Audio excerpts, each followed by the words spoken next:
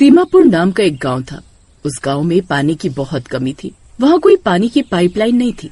गांव की सभी औरतें सुबह सुबह पानी लेने हैंडपंप पर जाती। पूरे गांव में सिर्फ वही इकलौता हैंडपंप था।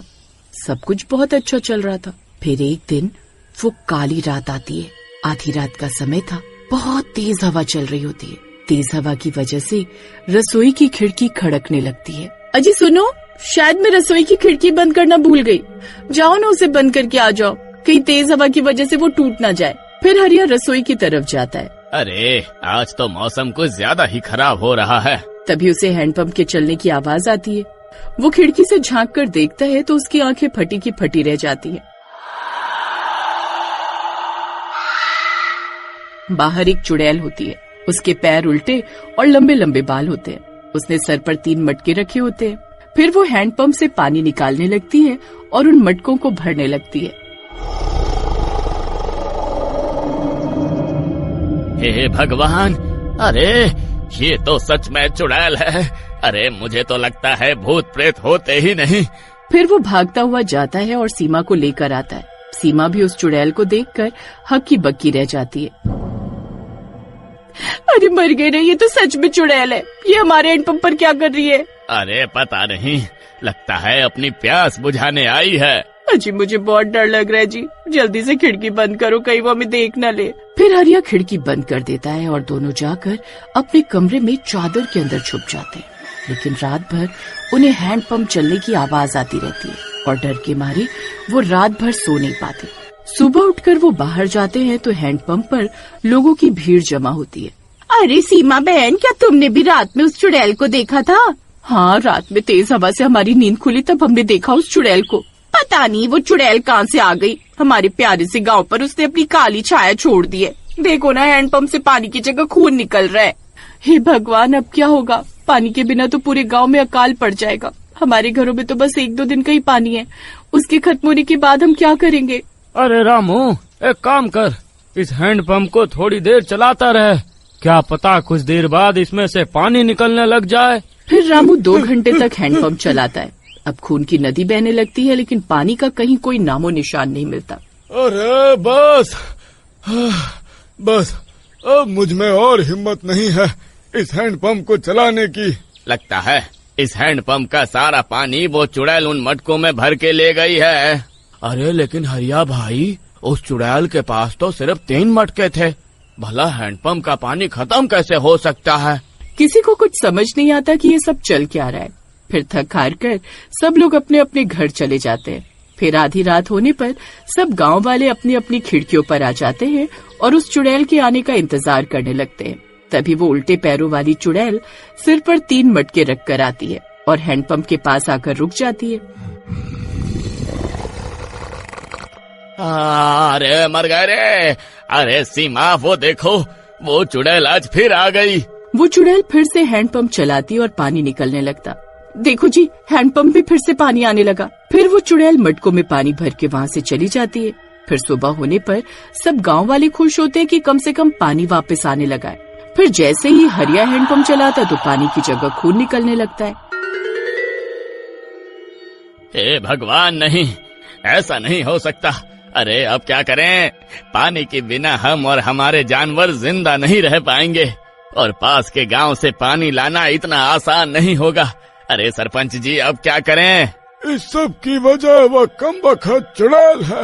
उसके हैंडपंप चलाने से पानी आता है। उसने कुछ जादू टोना किया है। अब एक ही रास्ता है, और जैसे ही वो चुड़ैल आएगी हम सब आदमी उसे पकड़ लेंगे। लगता है ये बूढ़े सरपंच का दिमाग सठिया गया है। अरे सरपंच जी, वो कोई आवारा पशु नहीं है जो हम पकड़ लेंगे। वो उल्टे पैरों वाली चुड़ैल है। जो भी उसके सामने आया वो उसे कच्चा खा जाएगी। हाँ, अरे आज हम सबके घरों का पानी खत्म हो जाएगा। अगर हिम्मत नहीं दिखाओगे तो कल प्यास से मरोगे। हाँ, सरपंच जी सही कहते हैं। आप सब आदमियों को हिम्मत दिखानी होगी और उस चुड़ैल को पकड़ना होगा। सब आदमी एक दूसरे की तरफ देखने लगते हैं कि सबसे पहले चुड़ैल को पकड़ने उसके सामने कौन जाएगा, लेकिन कोई भी अरे मुझे लगता है सरपंच जी, पूरे गांव में सिर्फ आप ही इकलौते हिम्मत वाले मर्द हो। ये आपका ही सुझाव था। आपको ही सबसे आगे रहकर चुड़ैल का सामना करना चाहिए। हम सब आपके पीछे पीछे ही रहेंगे। अरे नास मिटे कालिया, मुझे इस उम्र में चुड़ैल के सामने जाने को बोल रहा है। अरे मेरी तो आधी रात को उस चुड़ैल की आहट मात्र से हड्डियां कांपने लगती हैं। मैं उसके सामने नहीं जाने वाला। अगर मरना ही है तो सब एक साथ प्यासे मरेंगे। भला मैं अकेला अपनी जान क्यों दूं? वहीं उन गांव वालों में एक बूढ़ी औरत थी। वो उन सब गांव वालों की बातें सुन रही होती है, लेकिन कुछ बोलती नहीं है। लेकिन उसके हाव भाव से लगता था कि शायद वो इस चुड़ैल के बारे में कुछ जानती है। अजी आप सब डरपोक मर्द अपने अपने घरों में रहना, हम औरतें अकेले उस चुड़ैल का सामना कर लेंगी। क्यों बहनों? हाँ हम तैयार हैं। सीमा बहन हम सब आपके साथ हैं। हाँ सीमा बहन मैं भी तुम्हारे साथ हूँ। आने दो उस चुड़ैल को, आज उसे पकड़ कर ही रहेंगे। फिर सब लोग रात होने का इंतजार करने लगते हैं। फिर आधी रात होते ही तेज तेज हवा चलने लगती है। गांव की सब औरतें हैंडपंप के पास खड़ी होती हैं। वहाँ वो बूढ़ी औरत भी आ जाती है और सारे मर्द अपनी अपनी खिड़कियों से झांक छुप छुप कर देख रहे होते हैं। तभी वो उल्टे पैर वाली चुड़ैल वहाँ आ जाती है। उन औरतों को देखकर वो गुस्से में गुर्राने लगती है। तभी सारी औरतें एक साथ मिलकर उस चुड़ैल पर डंडों से वार कर देती हैं, लेकिन उस चुड़ैल को कुछ नहीं होता। फिर वो चुड़ैल एक एक औरत को उठा उठा कर मारने लगती है। हाय मेरी कमर, आए बहुत दर्द हो रहा है। अरे सीमा बहन हमने तुम्हारी बातों में आकर बहुत बड़ी गलती कर दी।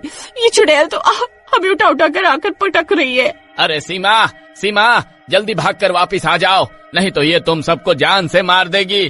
तुम सब इसका मुकाबला नहीं कर पाओगे। फिर सब औरतें भागकर हरिया के घर के अंदर घुस जाती है। वहाँ सरपंच और गांव वाले पहले से मौजूद होते हैं। हरिया भाई आज तो आपकी पत्नी की वजह से हमें बहुत मार पड़ी है। हाय हाय हाय, उस नाज मिट्टी चुड़ैल ने तो मेरी कमर ही तोड़ दी। कोई न कोई रास्ता तो जरूर होगा इस चुड़ैल से मुकाबला करने का। मैं इस चुड़ैल के बारे में जानती हूँ। ये चुड़ैल पहले इस गांव की औरत थी। बहुत साल पहले जब गांव में भीषण सूखा पड़ा था, उसने देवताओं से मन्नत मांगी थी कि अगर गांव में पानी आएगा तो वो हर रात 3 मटके भरकर पास के कुएं में चढ़ावा डालेगी। पानी तो आया, लेकिन वो औरत एक रात कुएं में गिरकर मर गई। उसकी आत्मा अब भी मन्नत पूरी करने के लिए मजबूर है। लेकिन हैंडपंप से खून क्यों निकल रहा है? कुएं में उसके मरने के बाद उसका खून बहा था। अब वो कुआं अशुभ हो चुका है। जब तक चुड़ैल का श्राप खत्म नहीं होगा, कुएं और हैंडपंप का पानी खून में बदलता रहेगा। लेकिन जब वो चुड़ैल उस देवता पर 3 मटके पानी चढ़ा चुकी हो, तो फिर हर रात वो ऐसा क्यों कर रही है? वो इस बात से अनजान है। अब हमें उसे पानी भरने से रोकना होगा ताकि ये श्राप खत्म हो सके। इस चुड़ैल को खत्म करने का कोई न कोई तरीका तो जरूर होगा। हाँ एक तरीका है, 3 मटकों को तोड़ना होगा, लेकिन आधी रात को, ठीक उसी समय जब चुड़ैल पानी भर रही हो। ठीक है, अब की बार मैं अकेले इस चुड़ैल का मुकाबला करूंगी।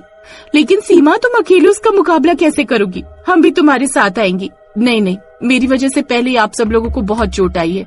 आप मुझ पर विश्वास रखिए, अब की बार ये चुड़ैल बचकर वापस नहीं जा पाएगी। फिर रात आती है, चुड़ैल गुस्से में आती है, हवा तेज हो जाती है। सब लोग डर कर खिड़की से देखते हैं। अरे सीमा तुम अकेले मत जाओ, वो चुड़ैल तुम्हें आसानी से हरा देगी। मैं तुम्हारे साथ चलता हूँ। नहीं, आप यहीं रहो और मुझ पर विश्वास रखो। फिर सीमा अपने डर पर काबू पाकर हैंडपंप के पास पहुँचती है। वो चुड़ैल हैंडपंप चला रही होती है, तभी सीमा पीछे से जाती है और पीछे रखे हुए मटके पर जोर से वार करती है और मटका टूट जाता है। जैसे ही पहला मटका टूटता है, हैंडपंप से पानी की जगह आग निकलने लगती है। अरे नहीं, ये तूने क्या किया? अब मैं अपनी मन्नत कैसे पूरी करूंगी? अरे चुड़ैल जी, तुम्हारी मन्नत पूरी हो चुकी है, अब तुम्हें ये सब करने की कोई जरूरत नहीं है। नहीं, तू झूठ बोल रही है, अभी मेरी मन्नत पूरी नहीं हुई है। फिर सीमा चुड़ैल से डरे बिना दूसरे मटके पर जोर से वार करती है और दूसरा मटका टूटते ही चुड़ैल चीखने लगती है और उसका आकार छोटा होने लगता है। तभी सीमा तीसरे मटके पर भी डंडे से वार करती है और उसे भी तोड़ देती है। तीसरा मटका टूटते ही चुड़ैल धुएं में बदलकर आसमान में चली जाती है और उसकी आत्मा को शांति मिल जाती है और अचानक बारिश होने लगती है। सुबह होते ही हैंडपंप से फिर साफ पानी आने लगता है। गांव वाले खुश हो जाते हैं और सीमा को गांव का सरपंच बना देते हैं और इस तरह सीमा अकेले ही बहादुरी से इस चुड़ैल का मुकाबला करती है।